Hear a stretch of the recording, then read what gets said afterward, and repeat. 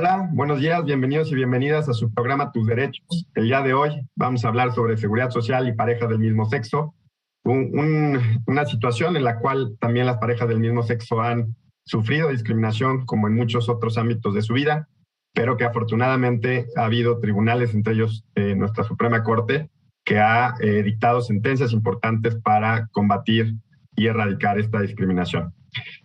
Para ello tengo el gusto de presentar a dos expertos y dos expertas en la materia. En primer lugar, a Álvaro Velarca Hernández, secretario general de la Conferencia Interamericana de Seguridad Social. En el ámbito de la seguridad y protección social, Álvaro se desempeñó como coordinador de seguimiento interinstitucional e internacional y como jefe de la División de Planeación y Presupuesto del Instituto Mexicano del Seguro Social, así como director de coordinación operativa del Seguro Popular, entre otros. Ha sido consultor en temas de planeación financiera y presupuestal para organismos internacionales como el Banco Interamericano de Desarrollo y el Programa de las Naciones Unidas para el Desarrollo. Bienvenido, Álvaro, te agradezco mucho que hayas aceptado la invitación. Muchas gracias, Roberto, al contrario, muy agradecido y un saludo a la audiencia y a quienes comparten conmigo las cámaras hoy. Pues en segundo lugar, presento a Lori King Castañeda Vadillo, lesbiana, feminista, diputada constituyente de la Ciudad de México y defensora de derechos humanos de las mujeres y personas LGBTI, impulsora de matrimonio igualitario en México, seguridad social, familias. Fue junto con su esposa la primera pareja del mismo sexo en ser reconocida como matrimonio por el Instituto Mexicano del Seguro Social. En noviembre del 2010 interpuso un amparo en el Juzgado Cuarto Distrito en materia de trabajo en el Distrito Federal ante el Instituto Mexicano del Seguro Social para poder afiliar a Judith Vázquez como su cónyuge, quedando garantizado el derecho en enero de 2011. Ha acompañado casos de filiación, viudez, entre otros derechos de personas de la diversidad sexual. Bienvenida, Lolo. Buen día, muchas gracias, Roberto. Gracias a quienes nos escuchan y nos acompañan. Y en tercer lugar, también con mucho gusto presento a Erika Mora Garduño, periodista especializada en derechos humanos, con más de 18 años de experiencia. De 2006 a 2016, cubrió la información de la Suprema Corte para Noticieros Televisa y Excelsior, donde informó sobre los primeros amparos que otorgó el Alto Tribunal a parejas del mismo sexo para contraer matrimonio y acceder a la seguridad social.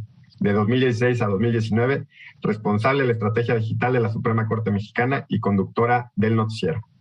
Además, es maestrante en Derechos Humanos por el ITAM y actualmente coordina el programa Una Jueza Federal en tu Vida, que busca difundir en cada rincón del país las sentencias relevantes en materia de derechos humanos del Poder Judicial de la Federación que impactan la vida de las personas. Muy bienvenida, Erika.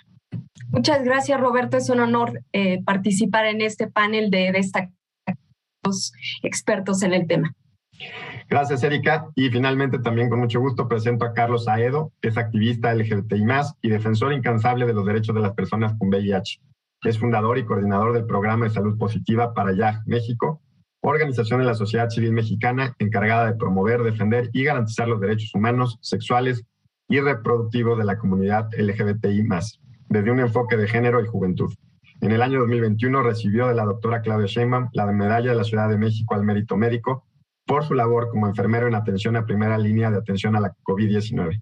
Sus agendas prioritarias de incidencia política son las relacionadas con el VIH, la seguridad social para parejas del mismo sexo y la prohibición de las mal llamadas terapias de conversión ECOSIG, esfuerzos para corregir o reprimir la orientación sexual, identidad, expresión de género.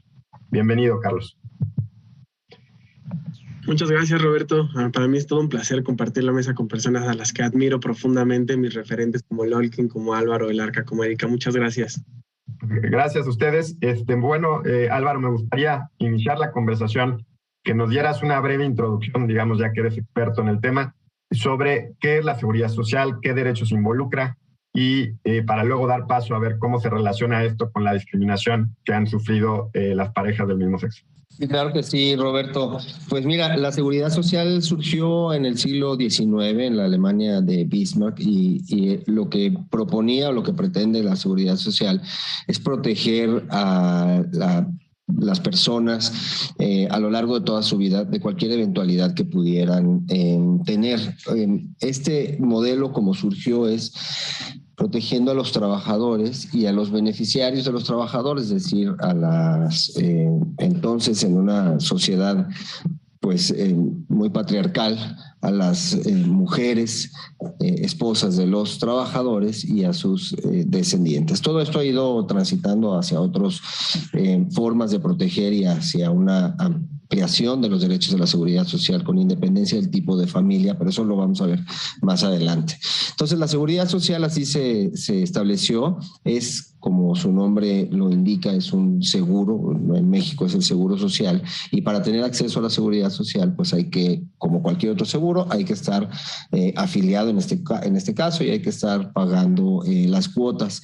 En América la seguridad social surgió también a finales del siglo XIX, principalmente en el Cono Sur, y a través de algunos fondos de pensiones, como se les conoce hoy, o estas cajas de aportación que se les conocía entonces, y que pretendían también ir acumulando recursos para, en el momento del retiro o de alguna eventualidad en la vida de los trabajadores, pudieran tener recursos que les permitieran mantener un nivel de vida digno.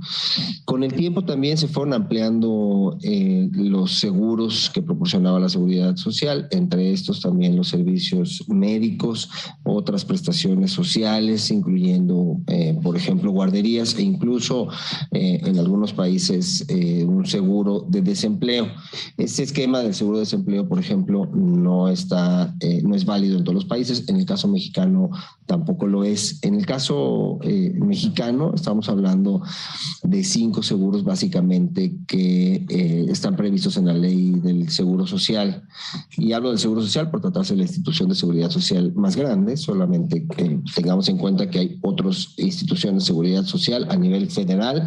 Además del IMSS está el ISSSTE, está el ISFAM y hay algunos otros institutos también locales de seguridad social que protegen a los trabajadores que prestan sus servicios en los gobiernos estatales.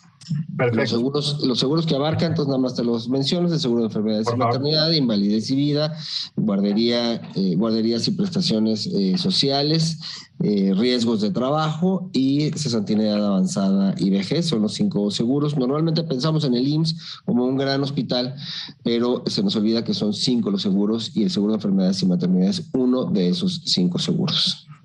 Pues muchas gracias por esta introducción muy completa, Álvaro. Y bueno, esto pone de relevancia la importancia del tema, ¿no? Efectivamente, todas las personas nos vemos protegidas por un buen sistema de seguridad social.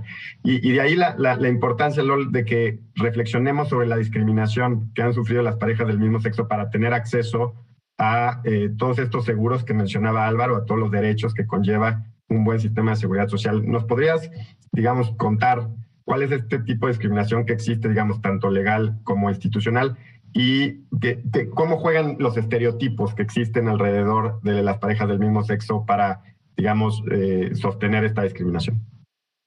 Sí, desde luego. El tema que nos convoca ha estado vulnerado históricamente a parejas del mismo sexo, es decir, a parejas de lesbianas y homosexuales. Para hablar específicamente, sabemos que hay una ausencia de derechos a personas trans, a personas bisexuales, en fin. Sin embargo, en el caso específicamente de las parejas del mismo sexo, pues el antecedente más inmediato es el que tenemos en 2009, en esta gran reforma que se hace en el Distrito Federal entonces, para reformar el Código Civil y reconocer el matrimonio civil en condiciones de igualdad y el concubinato, que ha sido un tema del que poco se ha hablado, justamente por los estereotipos y los prejuicios que están alrededor, ¿no? Es decir, ¿quién tiene esta legitimidad social y jurídica del matrimonio civil? Y por supuesto con ello la conformación de las familias en plural, ¿no? Que es un tema que todavía está de debate. Yo quiero recordar que por supuesto el gran cambio que nos tiene en este momento en este nivel de avance es ese avance que se hizo en la Asamblea Legislativa el 21 de diciembre de 2009 con una reforma que lo que hizo fue dar visibilidad y reconocimiento a las parejas del mismo sexo, es decir, existimos, sin embargo, la ley no nos reconocía estos derechos y eso nos enfrentaba, por supuesto, pues a una situación de desigualdad frente al derecho. En el momento en el que entra en vigor el matrimonio civil igualitario, aquel 11 de marzo de 2010, Judith y yo, en consecuencia, fuimos a validar como parte de una estrategia social colectiva nuestros derechos ante el IMSS. Acudimos a la clínica que nos correspondía con los requisitos que cualquier pareja heterosexual, cualquier matrimonio heterosexual requería para hacer un registro en 15 minutos, y a nosotras ese trámite nos tardó 9 meses. Durante todo ese tiempo fue ir y venir entre oficinas del Seguro Social, y el argumento que nos daban era que el sistema de cómputo no estaba actualizado, es decir, que el sistema era tan inteligente que era capaz de discriminar, y que si ponían como beneficiario como beneficiaria a una mujer, el trabajador tendría que ser un hombre, porque de lo contrario lo arrojaban, ¿no? Entonces, este tipo de discursos son los que dan cabida a la discriminación, a la desigualdad.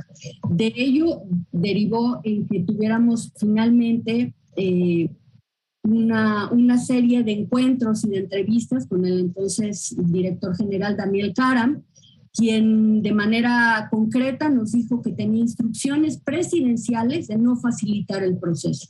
Es decir, lo que estaba de fondo no era si yo tenía la legitimidad laboral para pedir el beneficio para mi cónyuge, para Judith, sino la conformación de nuestra familia.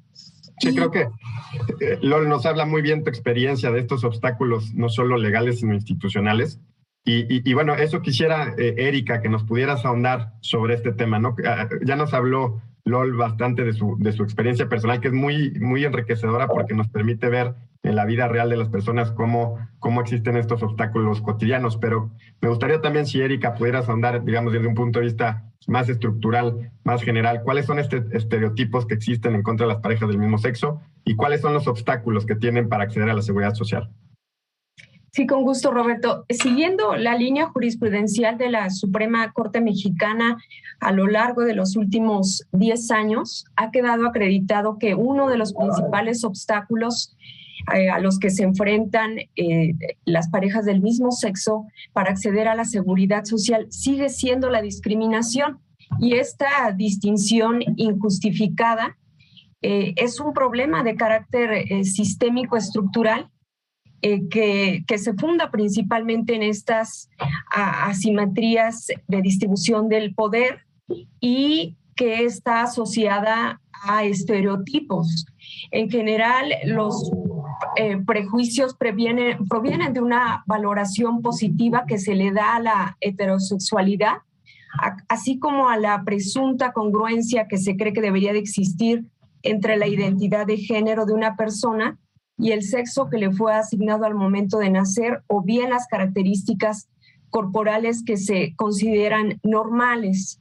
Si bien pareciera que en algunas normas son neutrales, en el análisis que ha hecho la Suprema Corte se ha podido develar que a pesar de esa neutralidad sigue habiendo una discriminación indirecta en la que pues se ven no solo discriminados las personas del mismo sexo para acceder a la seguridad social, sino que también son tratados como personas de segunda clase.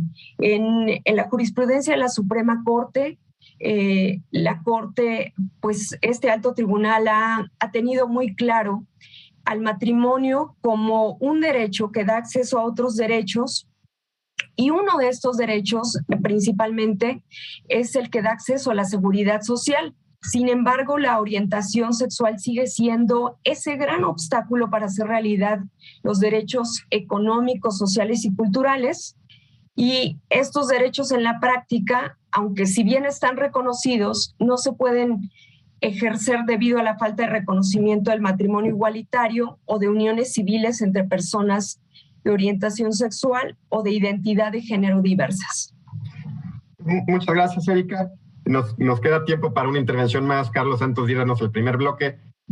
Para comprender, digamos, para quien nos escucha, esta es una de las manifestaciones, creo yo, de la discriminación muy importante porque te impide el acceso a la seguridad social, pero las parejas del mismo sexo, digamos que tienen una orientación sexual por personas del mismo sexo, ¿qué otro tipo de discriminación sufren en su vida? ¿Qué otras situaciones cotidianas podrías compartirnos en las cuales esta discriminación está presente y que hace que el tema, como decía Erika, sea un tema estructural? Hola, ¿cómo están? Justo, cuando nosotros hablamos de los derechos humanos, hablamos de que se tienen que jugar y se deben de aplicar todos al mismo tiempo, porque si no llega una serie de problemáticas inmensas. Cuando hablamos de la comunidad LGBT, hablamos de que vivimos una serie de opresiones y violaciones sistémicas, ¿no?, que se dan en relación a nuestra orientación sexual o nuestra identidad de género. Una de estas y de las cuales trabajamos muy enfocadas en la comunidad LGBT es las ECOSIC, las mal llamadas terapias de conversión, donde se hacen esfuerzos para corregirnos y muchas veces esto viene de nuestras propias familias, lo cual nos hace huir de casa y podernos encontrar y crear familias elegidas, espacios seguros con nuestras parejas. Esto se cruza justamente con esta agenda porque si no se tiene el reconocimiento de la protección social, de la seguridad social, muchas veces en caso de enfermedad tememos que sean nuestras familias las mismas que nos están persiguiendo las que tomen las decisiones finales de nuestra salud y sobre nuestra existencia.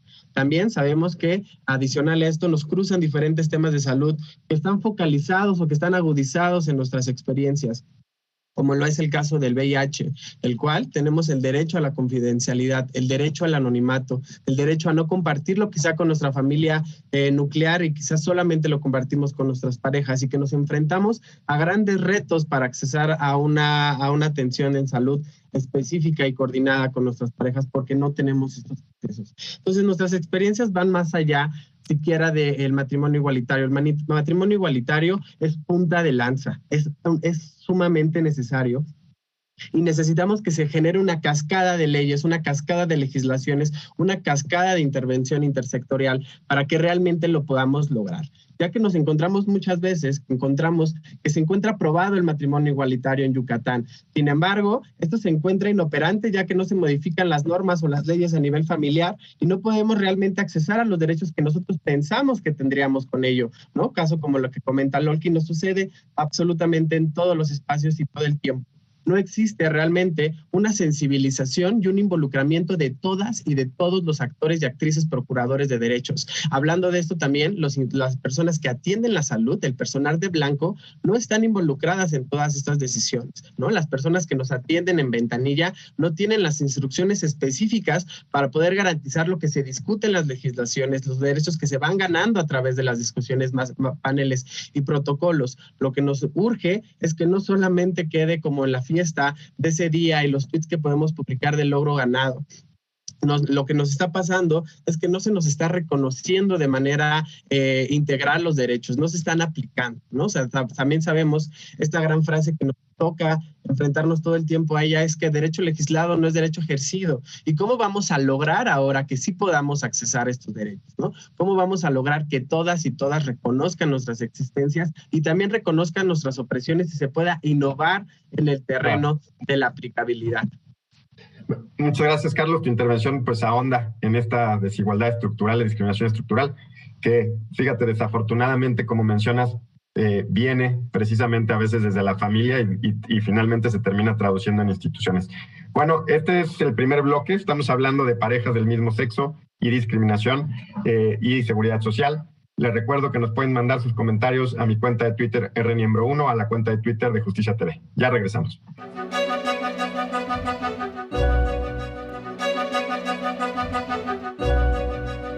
Estamos de regreso en su programa Tus Derechos. Estamos platicando sobre seguridad social y parejas del mismo sexo, la discriminación que han sufrido en este ámbito y en otros ámbitos, pero el día de hoy pues nos estamos enfocando en la seguridad social.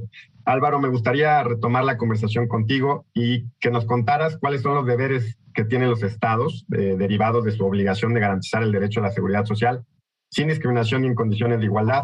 Y pues sucede en la región, que también tú conoces muy bien el panorama general. Claro que sí, Roberto. Déjame empezar explicándote que el Estado y todos los poderes que puedan conformar el Estado deben de adecuarse y velar por el respeto de todas y de todos sin distinción de su orientación sexual. Y déjame entonces retomar lo que contaba Lolkin para que ejemplifiquemos qué es lo que sucede cuando el Estado no cumple precisamente con esta obligación de respeto a los derechos. Lolkin nos decía que en su conversación con el entonces director general del IMSS, Daniel Karam, le mencionaba que había una instrucción presidencial. Y formalmente lo que hizo el IMSS para rechazar la solicitud de Lolkin fue decir que la ley, si bien en términos generales el inicio de la ley hablaba de cónyuges y no necesariamente hacía la distinción por género del matrimonio, sí decía que en el articulado posterior, donde se señalaban los derechos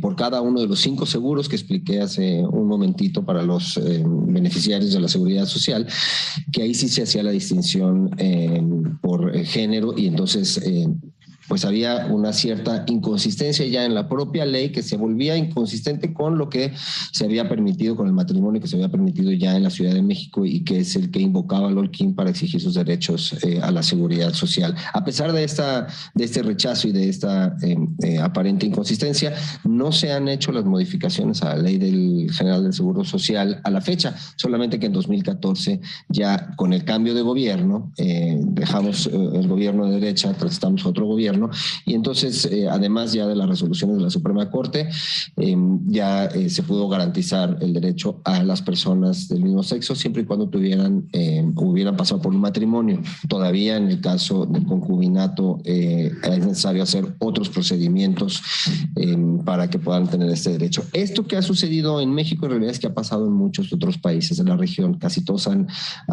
pasado por estos aparentes conflictos entre el legislativo, el ejecutivo y el judicial. Muchas veces el judicial que corrige la plana al ejecutivo y le dice tienes que atender ciertas disposiciones o es inconsistente que niegues tus derechos.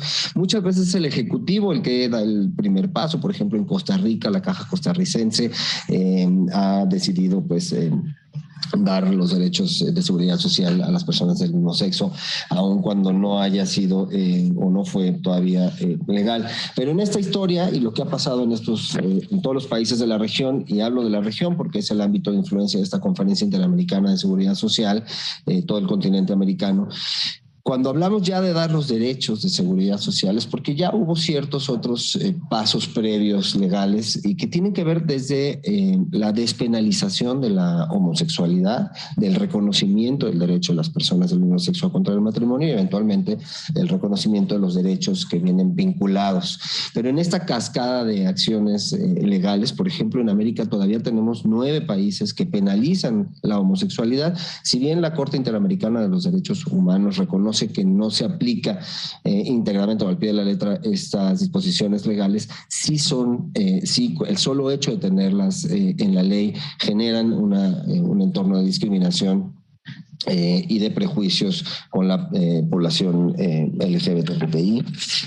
Además, hay otros países que si bien han despenalizado la homosexualidad, no reconocen el derecho de las personas del mismo sexo a contraer matrimonio y eventualmente pues tenemos ya casi todos los países del continente, son muy pocas las excepciones que sí garantizan ya por ley el derecho de las personas a acceder a la seguridad social por su vínculo matrimonial con alguien del mismo sexo. Estos son Argentina, Brasil, Canadá, Colombia y Estados Unidos. Entre los países que todavía penalizan la homosexualidad están Antigua y Barbuda, Barbados, Dominica, Granada, Guyana, Jamaica, San Cristóbal y Nieves, San Vicente y Granadinas y Santa Lucía. Son países que recientemente tuvieron su independencia del Reino Unido, pero conservan todavía algunos marcos normativos coloniales prácticamente y no han avanzado pues a superar esta penalización. Este sería el primer paso para poder avanzar en una situación plena de derechos y de reconocimiento de la seguridad social para todas y todos. Muchas gracias, Álvaro. Y bueno, esto me lleva a preguntarte, Lol, me gustaría que nos contaras ¿Cómo fue tu caso particular, tu caso personal? Porque nos lleva a saber cómo la Corte acá ha protegido los derechos de seguridad social de las parejas del mismo sexo en México, y hemos dejado afortunadamente ese estadio que nos mencionaba Álvaro todavía existe en algunos otros países de la región. Así es, Roberto. Bueno, pues ante la negativa que tuvimos, Judith y yo en la instancia, en la clínica del IMSS, tuvimos que acudir ante todas las instancias que nos fueron solicitando, reuniones, en fin. Y en paralelo hay un elemento muy importante. La reforma, la entrada en vigor de la reforma al Código Civil que reconoce el matrimonio civil igualitario en el Distrito Federal en ese entonces, tenía una acción de inconstitucionalidad en la Suprema Corte de Justicia, la 2010, y era muy importante la argumentación que se iba a dar ahí. Comienza a darse esta argumentación en el sentido de que, por supuesto, restringir un derecho solamente para un hombre con una mujer resultaba discriminatorio, ¿no? Y que por ello el matrimonio civil igualitario era un tema, por supuesto, constitucional, era un derecho, y con ello todos los derechos que incluye la figura del matrimonio, ¿no?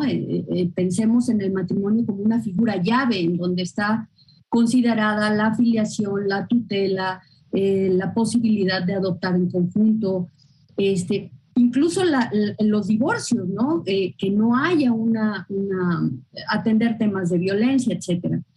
Y la Suprema Corte de Justicia comienza a hacer esta discusión. En ese inter nos llega finalmente la negativa, que fue lo que logramos que nos diera el IMSS. Con esa negativa promovimos un amparo que fue ante una instancia de trabajo. Justamente lo que se estaba vulnerando era un derecho laboral y bueno, al momento de integrar este documento, finalmente en noviembre nos conceden el amparo.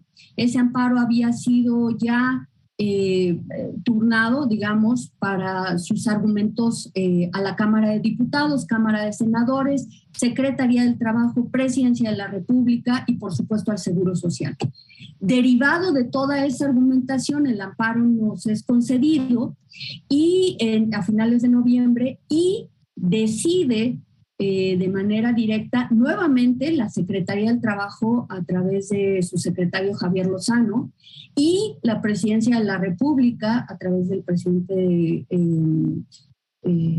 Felipe Calderón, recurrir a ese amparo, ¿no? Es decir, realmente el Estado volcado con todas sus instituciones, con toda su infraestructura para vulnerar, para limitar los derechos de una ciudadana, ¿no? Eso es increíble. Y lamentablemente ese es el fondo del asunto. La discriminación de las instituciones siempre es trasladado sus costos a las personas que lo vivimos. Por eso es tan importante la defensa de los derechos humanos.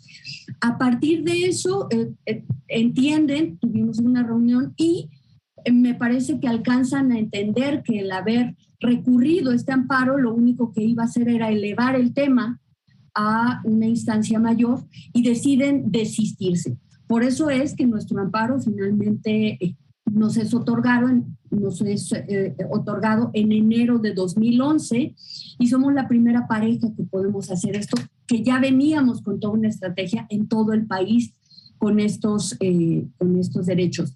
Y me parece un elemento muy importante. Parte de la argumentación que hizo la Suprema Corte de Justicia no fue solamente respecto de la figura del matrimonio en el Distrito Federal, sino fueron los alcances que tendría en toda la federación, ¿no? Y esos alcances son los que aún están en duda al momento en el que una pareja se presenta, por ejemplo, en un estado como en el de Tamaulipas a registrar a su hija con 2 mamás y les es negado el derecho. Entonces, en este caso, por supuesto, el amparo nos resultó como una estrategia. Sin embargo, no podemos seguir esperando los tiempos diferenciados que hace el amparo, ¿no?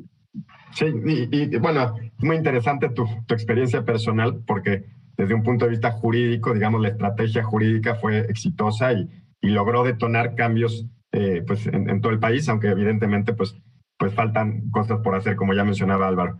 Erika, y bueno, ¿esto cómo lo vinculamos con la perspectiva de derechos humanos? ¿Cómo una perspectiva de derechos humanos nos puede ayudar? Digamos, ya ha quedado algo evidente, pero que si pudieras ahondar en ese tema, y cómo además nos puede ayudar para pensar políticas públicas que no discriminen a las parejas del mismo sexo.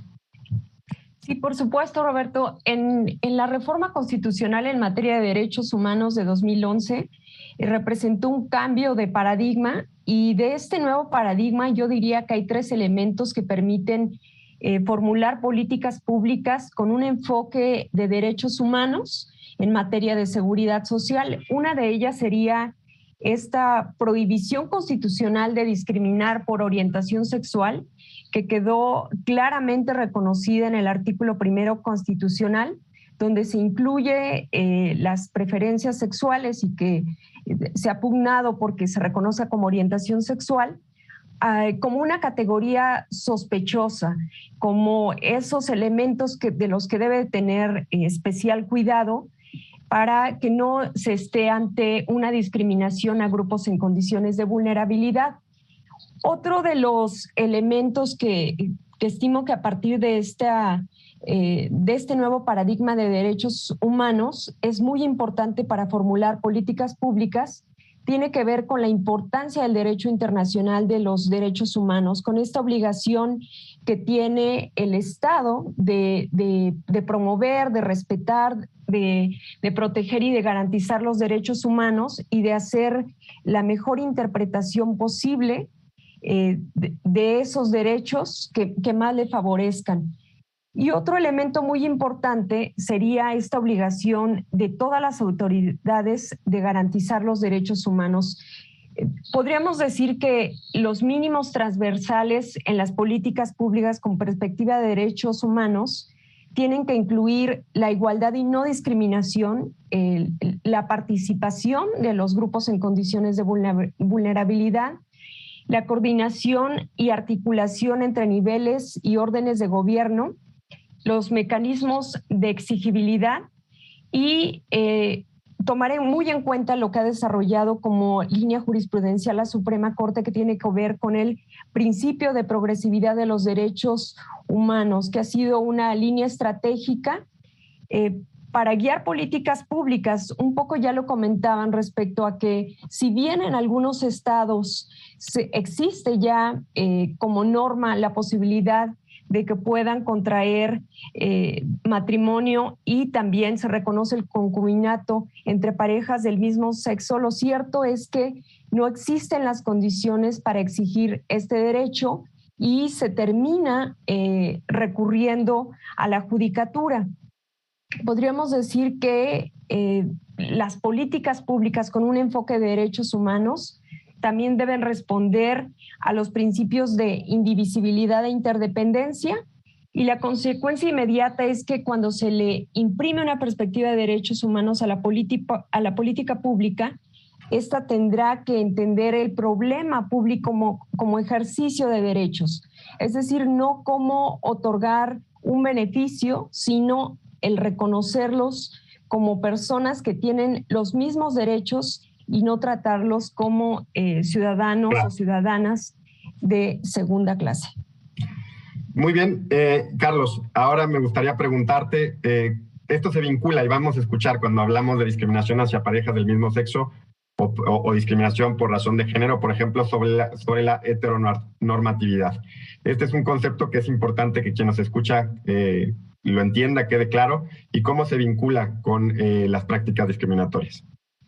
Muchas gracias. Sí, y es que es súper importante, ya que debemos pensar que existe una clara marca de esta heteronormatividad, de este heterosexismo que está implantado en la generación de políticas públicas, muy específicamente en materia de protección social y de salud, ¿no? Lo que nos lleva a que se tomen posturas que son totalmente reproductivistas, coitocentristas y con una grande carga de estigma hacia lo que no es heterosexual, ¿no? Pareciera que solo se reconocen las vivencias, las experiencias y las necesidades de este grupo de personas que cumplen con todas estas normas que se habían implantado, ¿no? Y es que hay que reconocer que lo que no se nombra no existe. Si no somos reconocidas, si no estamos dentro de las legislaciones, si no estamos dentro de los protocolos nombradas, difícilmente vamos a poder accesar nuestros derechos porque nos encontramos con estas situaciones donde por un párrafo que no dice tal cual la situación en la que no cabemos, ya se nos niegan los derechos. Esto nos lleva a pensar la importancia de que se empiecen a legislar y se empiecen a nombrar las cosas. Pero no solamente eso, sino que también apostemos por un cambio radical de los modelos de atención, ¿no? Un cambio radical de las perspectivas de salud colectiva y familiar. Que entendamos que la salud colectiva y la salud familiar no solamente este esquema hegemónico de mamá, papá, hijos, hijas, ¿no? Sino que también existimos nosotras y que haya un nuevo enfoque de reconocimiento de la diversidad y que tenga un enfoque de derechos humanos que nos incluya a todas, todos y todos. Esta heteronormatividad significa es cuando no somos nombradas, cuando no existimos dentro del marco, cuando solamente las leyes, cuando solamente los protocolos, las intervenciones, ¿no? Específicamente, inclusive las que son de respuesta sanitaria inmediata, como lo pasó con la COVID-19, tienen un impacto diferenciado en las personas que pertenecemos a la diversidad sexual, ¿no? Entonces, de hecho, en esta materia, nosotras desde ya hicimos un informe sobre cómo estas políticas en salud, ¿no? Que estaban enfocadas en delimitar el daño por la COVID-19, una gran pandemia, y a nosotras nos estaban afectando, ¿no? En nosotras estaba teniendo un impacto negativo, poniéndonos en una mayor vulnerabilidad. Quitarnos la heteronorma es empezar a reconocer, ¿no? Que existimos diversas maneras de vivir, diversas maneras de amar, diversas maneras de relacionarlos y también de verificar cómo estamos con nuestra salud, ¿no? Entonces, esto es la heteronormatividad y así es como impacta dentro de nuestras vidas. Pues, muchas gracias, Carlos. Es momento de hacer un segundo corte. Estamos hablando sobre parejas del mismo sexo, derechos a la seguridad social y la discriminación que infortunadamente han padecido en este ámbito y en muchos otros las parejas del mismo sexo. Ya regresamos.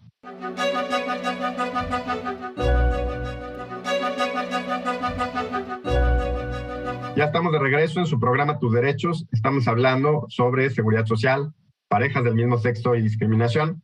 Álvaro, me gustaría retomar la conversación contigo. ¿Cuáles son, desde tu perspectiva, los retos que están pendientes todavía en México y tal vez en la región para asegurar un ejercicio y un acceso igualitario a los derechos por parte de las parejas del mismo sexo, específicamente derechos a la seguridad social? Pues mira, Roberto, yo te diría en primer lugar y de forma así como muy inmediata sería una armonización de todas las legislaciones para evitar cualquier discriminación y para garantizar los derechos. En el caso mexicano, como te comentaba, la seguridad social está muy fragmentada en distintas instituciones, cada una puede tener su marco normativo. Hemos visto ya lo que ha sucedido en el caso específico del IMSS, pero eso mismo se puede generar en otras instituciones del ámbito federal y eventualmente también tendríamos que revisar qué dicen las legislaciones estatales, y aquí también nos enfrentamos a algunas legislaciones estatales que todavía no reconocen el matrimonio entre personas del mismo sexo, y eso mismo, esa falta de legislación en este tema también deriva en que la legislación enfocada a la seguridad social estatal de las entidades federativas pues también requiera ciertos pasos previos. Eso quiere decir que necesitamos una armonización legislativa a lo largo y ancho de todo el país y eventualmente en toda la región. Ese sería así como en realidad de forma inmediata la primera parte de mi respuesta, pero lo que en realidad creo que tenemos como un enorme reto y como sociedad, como continente incluso, es avanzar a eliminar la discriminación y el estigma, que es lo que obstaculiza estos avances legislativos, pero no solamente obstaculiza los avances legislativos, también afectan la provisión de los servicios específicos o de los propios seguros que cubre la seguridad social. Y te pongo algunos ejemplos. Por ejemplo, si tú te fijas en la encuesta nacional de discriminación Hay estados de la República en donde 8 de cada 10 personas no declaran que justifican poco o nada que 2 personas del mismo sexo vivan juntas como pareja. Tenemos el caso de Chiapas, que son 8 de cada 10, Oaxaca, Guerrero, incluso Nuevo León, que son 7 de cada 10 personas. Y en las entidades federativas donde hay menos temor o las personas justifican de mejor forma que 2 personas del mismo sexo vivan juntas, es el estado de Ciudad de México, por ejemplo, con 4 de cada 10 personas. Esto nos habla del enorme reto que tenemos por venir, y mientras que como sociedad no aprendamos a dejar de lado ya pues estas herencias y prejuicios que tenemos formadas y tan enraizadas en la sociedad, eso nos va a dificultar avanzar en muchos otros frentes. Y retomando entonces el tema del seguro de enfermedades y maternidad, por ejemplo, y para la atención al VIH, que ese es un problema de salud pública, probablemente es uno de los principales problemas en el orden mundial. A lo que nos estamos enfrentando es que hay todavía 3 de cada 10 personas que no conocen su estatus, que viven con VIH y no conocen su estatus. ¿Y qué es lo que pasa?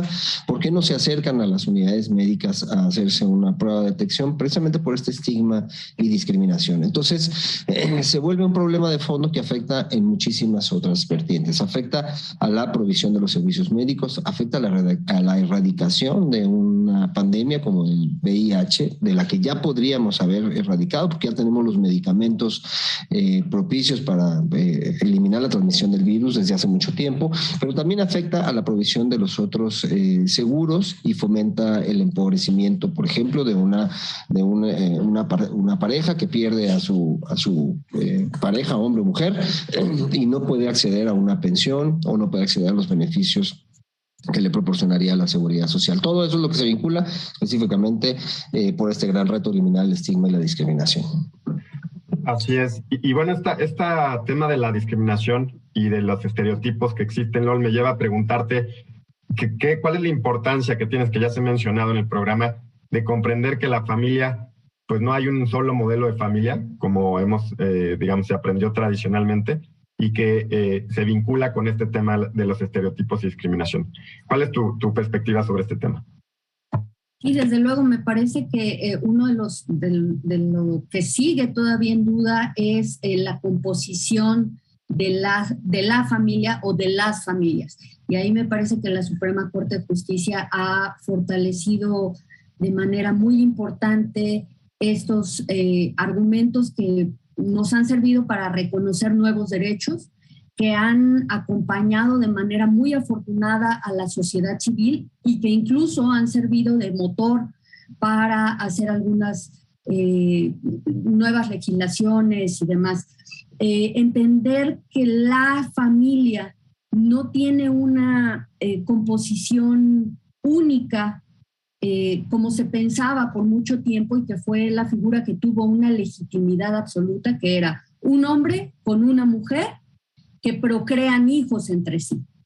Nada que no tuviera que ver con eso podría ser reconocido con legitimidad como familia. Y este avance del matrimonio civil igualitario justamente lo que ha hecho es revolucionar esta figura y entenderla como un núcleo que surge justamente para dar solidez a esa composición, a esa familia, y que puede tener muchas formas de ser, ¿no? Es decir, 2 mujeres lesbianas sin hijos, con hijos, un hombre y una mujer, con hijos o sin hijos, personas mayores, etcétera, ¿no? Incluso estas nuevas figuras de familia que siguen sin derechos, como son la abuela que se queda al cuidado de los nietos porque la familia migró, porque alguien falleció, y que no tienen toda la legitimidad para poder respaldar y reconocer estos derechos. Entonces, me parece muy importante la nueva argumentación que ha dado la Suprema Corte para reconocer familias, viudes casos de comaternidad, es decir, familias conformadas por 2 mujeres, y que esto, por supuesto, aporta una importancia muy importante para toda la sociedad en conjunto. Así es. Y bueno, Erika, uno de los medios para combatir estas estigmas y cambiar, digamos, la cultura a la que ya se refería Álvaro y a la que se refería también Lol, es la formación y capacitación de funcionarios que toman decisiones en instituciones públicas, ya sea desde el IMSS hasta un secretario de Estudio y Cuenta, secretario de Estudio y Cuenta de la Suprema Corte que redacta una sentencia. ¿Cuál es tu perspectiva sobre esta relevancia de formación y capacitación en derechos humanos y no discriminación? Sin duda, esta formación y capacitación que puede recibir el personal de instituciones públicas en materia de derechos humanos es fundamental para erradicar los estigmas y discriminación que enfrentan las personas de la comunidad LGBTI+. Y ahí me parece que la Suprema Corte ha diseñado y tiene un compromiso en cuanto a capacitar de forma gratuita en esta materia para buscar de alguna manera erradicar esa violencia y también visibilizar los tipos de discriminación que enfrentan las parejas del mismo sexo.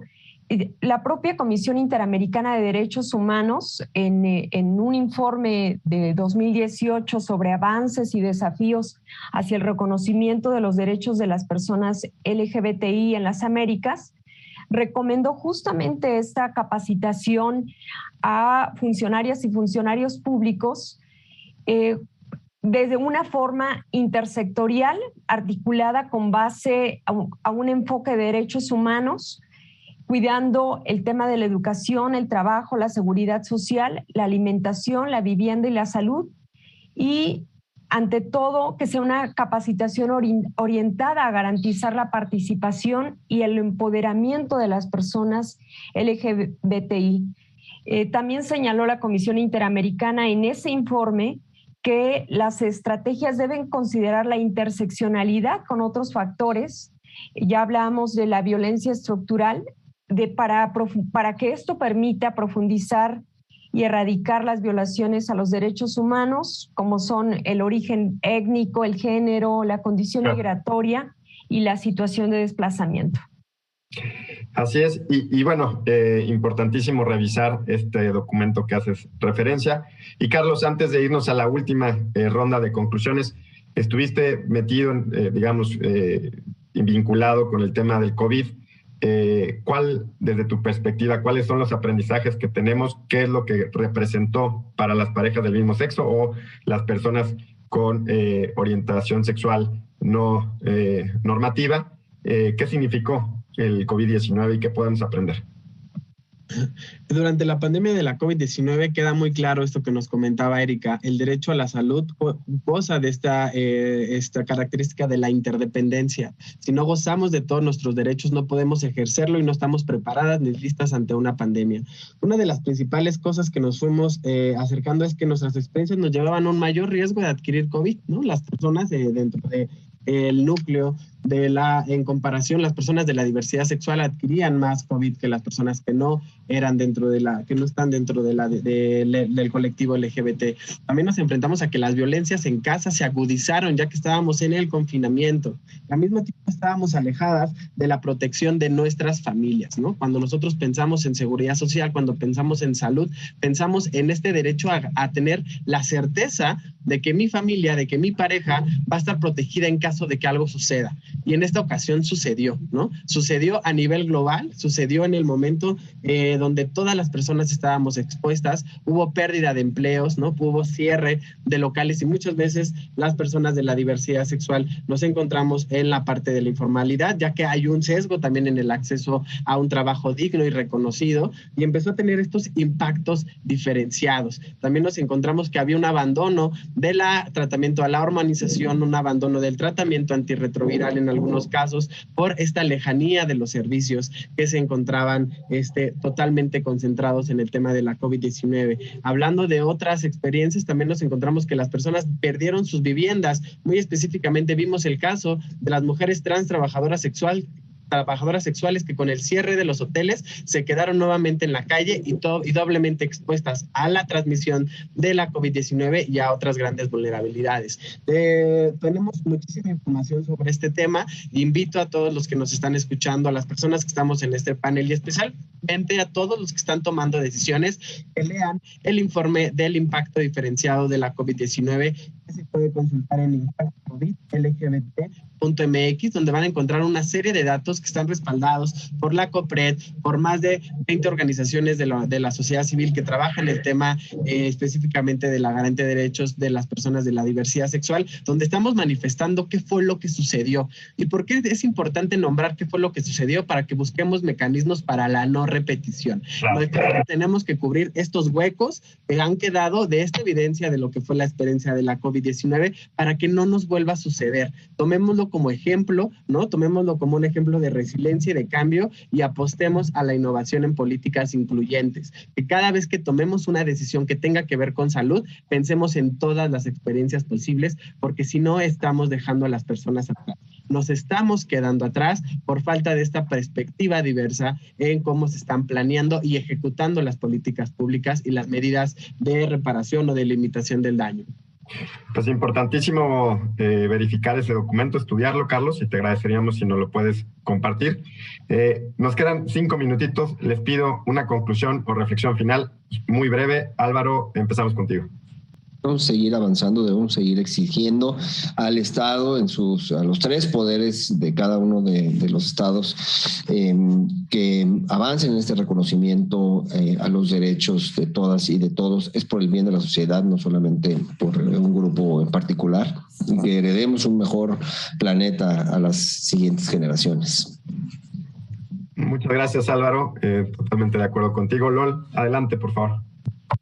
Sí, les quiero compartir el afortunado acuerdo que tuvimos en la Constitución de la Ciudad de México de reconocer a las familias en plural, la vida digna, separar los derechos sexuales de los derechos reproductivos y garantizar de manera específica el reconocimiento a grupos de atención prioritaria, en este caso de personas lesbianas, gays, bisexuales, transexuales, transgénero, travestis e intersexuales, y a sus familias, con o sin hijos, casadas o no, en alguna otra unión, en concubinato. Este avance representa justo todo este trabajo que ha sido por mucho tiempo construido por la sociedad civil y que ha tocado las esferas de la Suprema Corte de Justicia, de las legislaciones y de muchos gobiernos estatales. Me parece que el objetivo inmediato es que todas las personas puedan ejercer sus derechos de manera simple, sin que tengan que recurrir a segundas instancias o a rutas alternativas.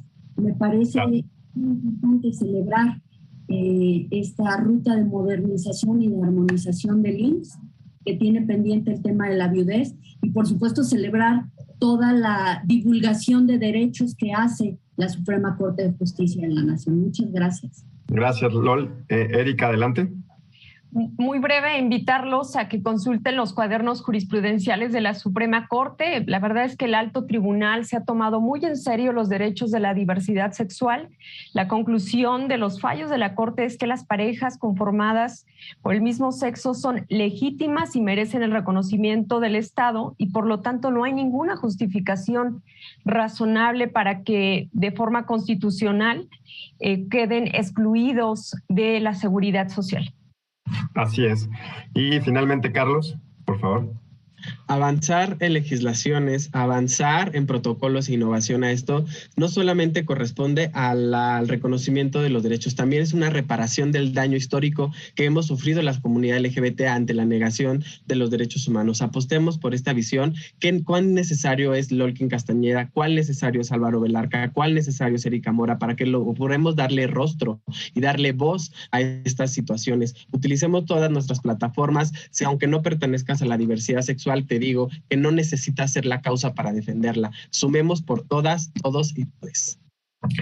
Muchas gracias, Carlos. Gracias a todos y todas por habernos acompañado.